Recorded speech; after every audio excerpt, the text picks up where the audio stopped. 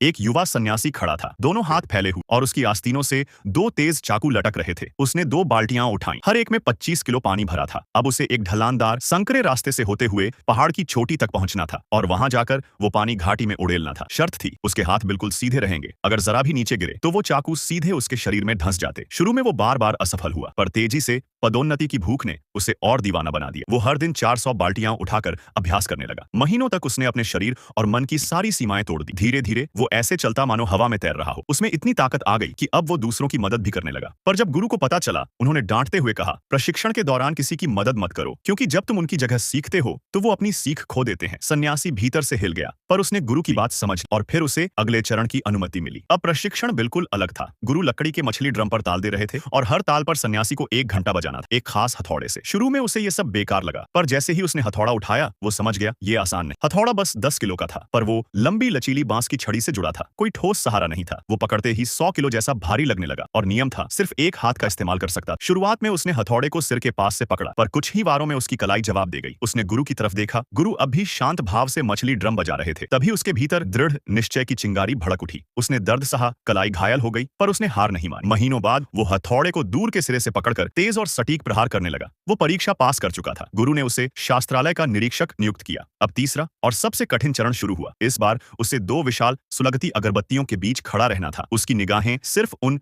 झिलमिलाती लपटों पर टिकनी थीं। नियम था, उसका सिर जरा भी नहीं हिलना चाहिए। शुरुआत में उसे भरोसा था, पर जैसे ही लपटें तेजी से हिलने लगीं, उसकी आंखें उनका पीछा करने लगीं, और सिर थोड़ा सा हिला। आग ने उसकी त्वचा झुलसा दी। गुरु ने कठोर स्वर में कहा, तेरी आंखें जल जाएं तो भी चलेगा, पर सिर नहीं हिलना चाहिए। इस बार सन्यासी ने मन को पूर्ण रूप से शांत किया। लपट